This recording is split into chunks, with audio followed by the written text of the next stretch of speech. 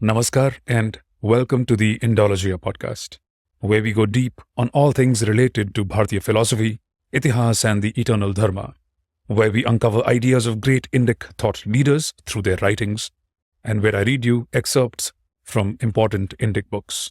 One of the books that has been getting a lot of buzz lately is Hindus in a Hindu Rashtra, written by Anand Ranganathan. Now, for the longest time, I had been waiting for the Kindle edition of this book, but for some reason, the publishers just refused to release a Kindle version. And in the end, I just gave up and I just bought the hard copy of the book.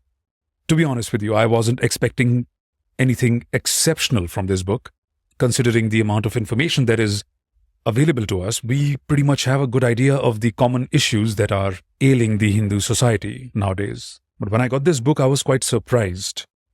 If I had to sum this up, I would say that this book is like getting access to Anand Ranganathan's research, all the research that he must have done over the years.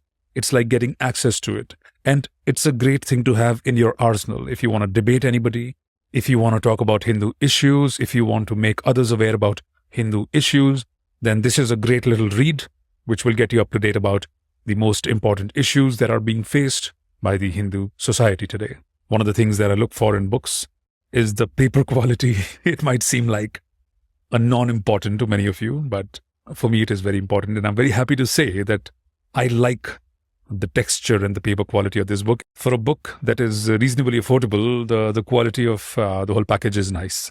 I like it. Now, to give you an idea of what the book is about, I'm going to read you some excerpts from the book. And I think we can start by reading the foreword, which has been written by J. Sai Deepak. He says, "For not too long, independent India has not allowed the followers of its indigenous faith systems, the Hindus, the right to hold grievances, much less air them. After all, we are told, Hindus are in the majority. So what possible grievances could we have, despite the bloody partition of our sacred geography, Bharat, on avowedly religious lines in 1947? Hindus are told that being in the majority is sin enough, which requires constant and unequivocal expressions of contrition in every sphere to reassure some minorities, those who identify themselves with Islamic invaders, settler colonizers, and Christian European colonizers, of their safety and dignity. This reassurance, as Dr. Anand Ranganathan rightly points out in this book, takes two forms: the positive, through political appeasement of minorities, and the negative, through legal yet unconstitutional discrimination of Hindus. As Anand bluntly observes in this book, while political appeasement continues unabated, even under the current dispensation, it is the entrenched discrimination against Hindus through the instrumentality of the law that causes greater and long-term harm to the survival of Hindus. Accordingly, in this book, as a cultural Hindu, Anand has pressed into service his scientific bent of mind and formidable powers of analysis to identify 8 illustrations of discrimination against Hindus in a Hindu-majority country. Discrimination that continues under a supposedly pro-Hindu dispensation. From state control of Hindu religious institutions to arming a predatory and expansionist mindset with the Waqf Act of 1995, to denial of the Kashmiri Hindu Holocaust, to perpetual and relentless reformist scrutiny of the Hindu way of life, to state endorsement of continuing Islamic triumphalism through the Places of Worship Act of 1991. Anand has chosen to lend his powerful voice to the ongoing Sanatani movement for reclamation of dharmic identity and space.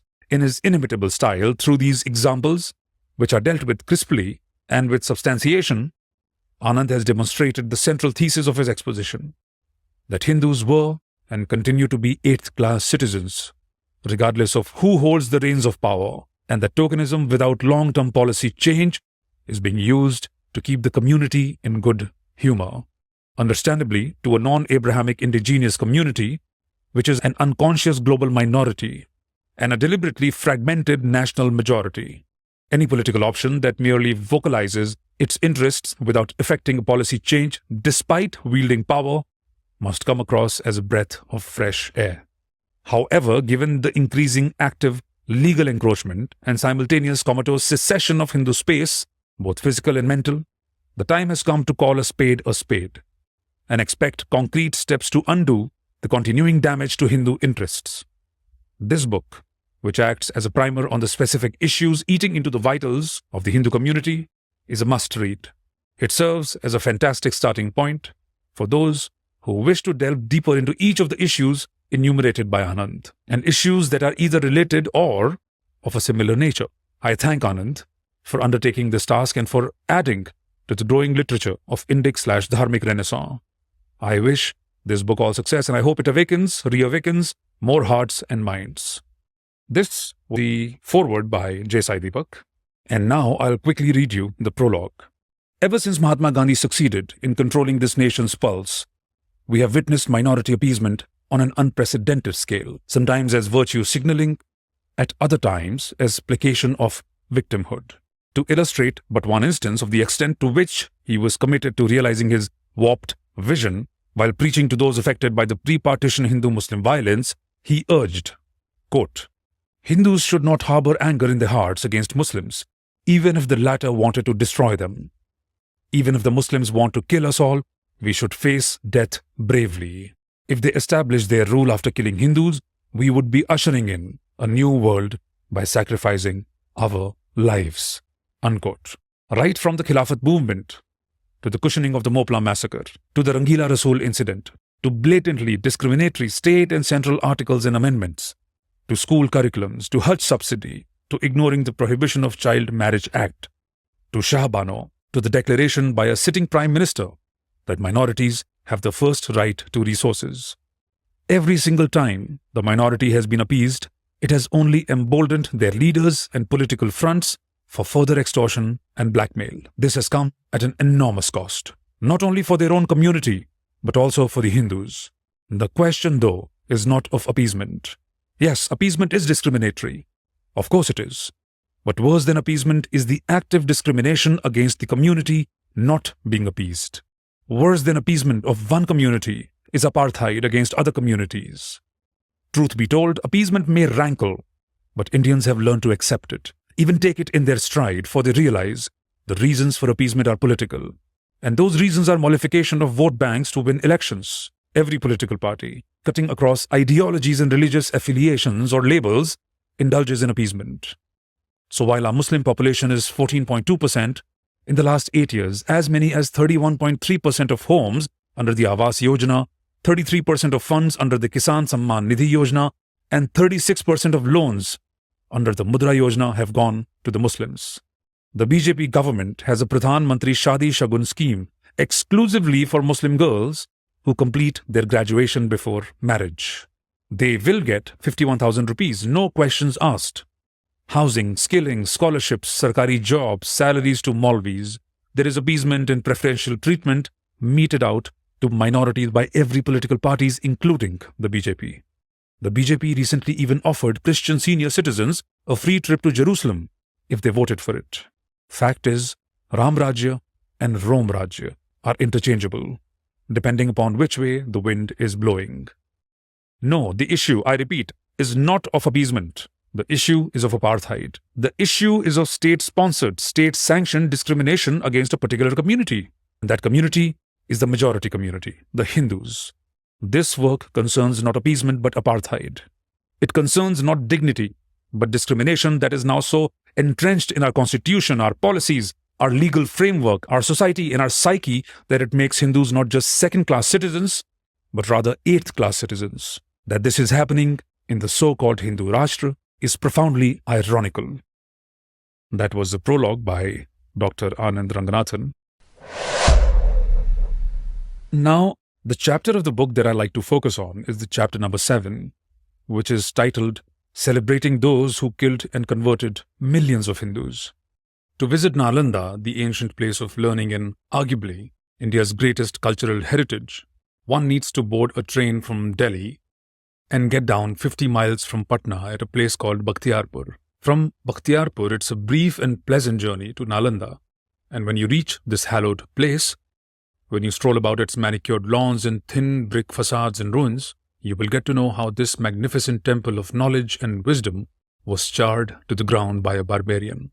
How thousands of scholars perished in the fires that burned for months. How millions of books were reduced to cinders. How a civilization the world envied and admired as a Vishwaguru was lost forever. and that the barbarian who executed this vicious act was none other than Bakhtiyar. Yes, Bakhtiyar. And we have named not only a railway station but also a city in his honor. Our destruction, that even Bakhtiyar could not manage in his lifetime, is now complete. 1,000 years later, that we have honored this barbarian is not hurtful enough. What hurts most is that because we are so unsatisfied and unsatiated with this hideous self-flagellation, we have endeavored to descend a step further into the dungeons of distorted history and peddled the narrative that Bakhtiyar did not even destroy or set fire to Nalanda. Instead, we have blamed a couple of Hindu beggars for burning down the great city of Nalanda. That's right, not an invader and his army of tens of thousands, but rather two gawky little Hindu beggars were responsible for destroying the greatest ancient university there ever was. I do not have the inclination to narrate to you in detail the figments of leftist historian D.N. Jha's mind and its imaginings. The fact that he never quoted a primary source for his assertion, the fact that the first English translation of Jha's source was carried out as late as 100 years ago, the fact that it never even mentions the two Hindu beggars, but the fact remains that Jha has won this war of narratives. Bakhtiyar lives. For the sake of Islam, I became a wanderer. I battled infidels and the Hindus. I was determined to become a martyr. Thanks be to Allah, I became a Ghazi. This is a direct quote of Babur from Babarnama. There is a Babur Road in central Delhi, barely a mile from the Prime Minister's residence. Babur lives. Hindu gods and their idols are as dirty as they are ugly and horrible to look at, and witnessing the destruction of temple idols gives me so much joy. The man who said this was also the chief proponent of the Goa Inquisition that led to the conversion, torture and murder of thousands of Hindus. His name was Saint Francis Xavier. Every year, millions of Indians, including our Hindu nationalist Prime Minister Narendra Modi, venerate him. Saint Francis Xavier lives. Sikandar Shah Miri, who commissioned Jamia Masjid and is still eulogized in Kashmir, collected 3 khirwars or 210 kilograms of sacred thread from Kashmiri Hindus before he burnt them. A single sacred thread weighs 7 grams. I shall leave it to the mathematicians amongst you to calculate the sheer scale of the genocide. Sikandar Shah Miri lives. I will raise these Anasagar Hindu temples to the ground. I have come to India to fight the holy wars against the infidels. The man who said this was Khwaja Moinuddin Chishti, the Hanafi Sufi saint who fought alongside the demonic Muhammad Ghori and unsparingly converted Hindus. Every year, millions of Indians, including our Hindu nationalist Prime Minister Narendra Modi, offer a chadar at his mazar and venerate him. Moinuddin Chishti lives. We know more about the Mughals than about Shivaji, Rana Pratap and Prithviraj Chauhan. Why? Because history that is written by the victors is peddled by the vanquished. And we have been vanquished. This is a country where people still go and pray at the grave of Aurangzeb, who beheaded Guru Tegh Bahadur, decapitated Sambhaji Maharaj, demolished Kashi Vishwanath and murdered 4.6 million Hindus. This is a country where Guru Arjan Dev was forced to sit on a hot plate and literally cooked alive by the Mughal Emperor Jahangir. And what do? We immortalize Jahangir in our films as the affable, feather-toying, romantic Salim. This is a country where a celebrated historian, Ramchandra Guha, did not want Delhi roads to be named after Chhatrapati Shivaji, the man who birthed an empire stretching from Peshawar to Plassey, because, in Guha's words, he was a little-known regional figure and a feudal lord who endorsed caste hierarchies. This is a country where we eulogize the invaders who, over many centuries, perpetrated the largest genocide in human history and murdered 80 million of us, a figure arrived at authoritatively by historians K.S. Lal and Will Durant. This is a country where Kareena Kapoor and Saif Ali Khan take pride in naming their son Taimur, where Akhilesh Yadav takes pride in having the nickname Tipu. Our history is being written by those who hate Hindus, Hinduism, and Hindustan. There are hundreds of examples, but just one would suffice. Tipu Sultan. Read his manifesto, written in his own words. It is a terrifying proclamation calling from all Muslims to come together to wage jihad. Annihilation of the infidels is a sacred duty, he writes. The Hindus of Coorg suffered a particularly brutal onslaught.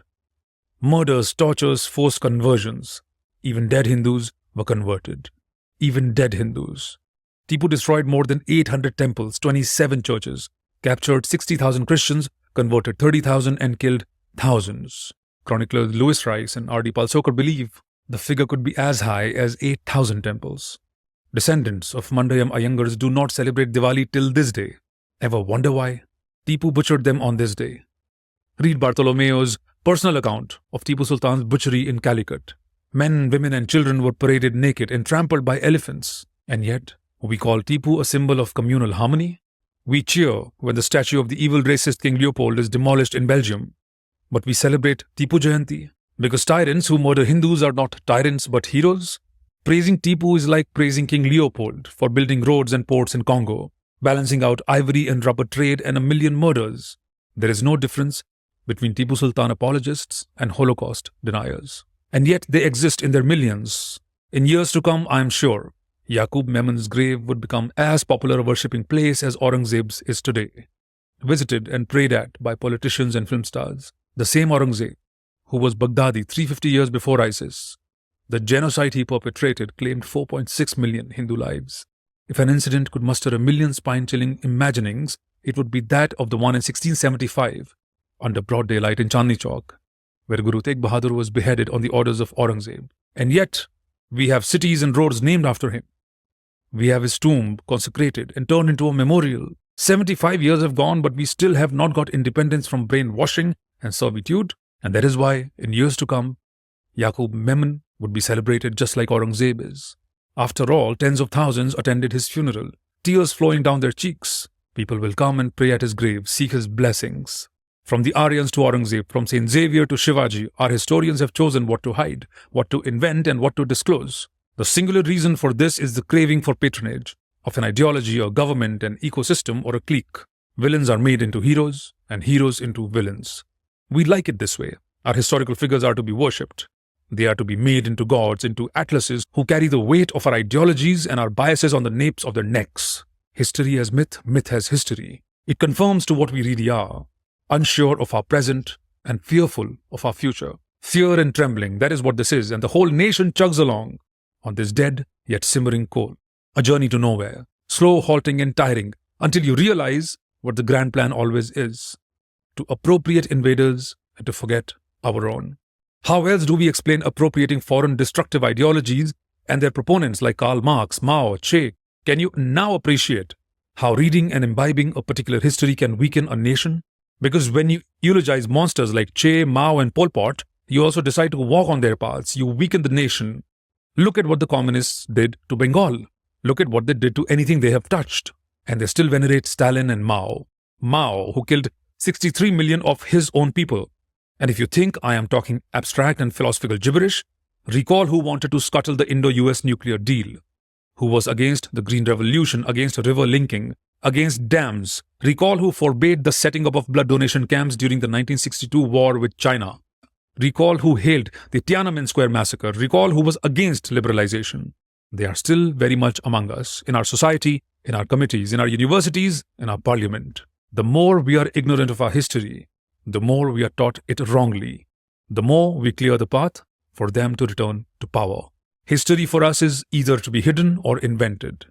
We tell and retell what we like of it, and of what we do not, we scrunch it up and slip it under the mattress. For the victors, a quill to write history with, for the vanquished, the burden to peddle it. But we forget. History is not homeopathy. It does not work as a placebo when diluted. It simply disappears. Every city a Hindu lives in, every school he attends, every university he goes to, every road he walks on, he cannot escape being confronted by his cruel past that raped, mutilated, murdered, and converted him. He cannot escape being humiliated by it, pummeled again by it, by the force of history, condensed and packed into a punch that lands and keeps on landing, until the Hindu is lying face down on the canvas, blood-laced, spit bubbling from his lips. This is a Hindu Rashtra, they say. I ask them, is there a Hitler Road in Tel Aviv? Very powerful words by Anand Ranganathan. Very difficult to read, but read we must and confront it. Because unless we confront the problem, unless we get to the truth, and most importantly, the thing that all Hindus need to do right now, spread awareness about your truth. The truth about the Itihas. Reading this chapter reminded me of a passage I had read in another excellent book that was written by Arun Shourie called Eminent Historians. And I'd like to read that for you right now. And that he writes, In the introduction and appendix to his 3-volume History of the Freedom Movement in India, Dr. R.C. Majumdar recorded what happened to the original project, how at his instance, the Indian Historical Records Commission passed a resolution in February 1948 that a history of the country's struggle for freedom ought to be prepared, how the Education Ministry headed by Maulana Azad sat over the matter till Dr. Rajendra Prasad, the then president of the country, nudged it ahead, how an editorial board was set up, how Majumdar was appointed director for the project, how the first volume was prepared, how it met with the approval of the editorial board, how the government, having stated in one breath that the volumes were well on their way to getting ready, alleged in the next that there had been some differences in the board about the content of the first volume which had been circulated, how suddenly the board was dissolved and the project handed over to a previous secretary of the Education Ministry, how some of the members became turncoats. The result? Mediocre volumes which no one reads, volumes which further what was then the official line. By contrast, the British produced their version through the transfer of power documents. We never wanted to stay, we wanted to leave as soon as possible. We labored to prevent the partition of the country. We transferred power. Freedom had not to be wrested from our hand. There was the Indian side to the events. This was available at the time in the recollections of those who had led the movement against the British. For many of them were still alive. It was available in their private papers. The Towards Freedom project was to garner this record. As control over institutions passed to the leftists, the entire project was yoked to advancing their lines and theses. The moral is plain. Do not rely on governments. Do not rely on governmental institutions for national tasks. Individuals, small groups dedicated to the country, they alone can do them for the country. And this last bit is very, very important. I would recommend both these books, Eminent Historians by Arun Shourie and Hindus in a Hindu Rashtra by Anand Ranganathan. Both are excellent books. With this, we come to the end of this episode of the Indologia podcast. I hope you liked it. And if you did, please do not forget to give me a 5-star rating on Spotify, Apple Podcast, Amazon, JioSaavn, whichever platform you're listening to this on. Please also follow me on social media. The name is the same everywhere, Indologia, INDOLOGIA.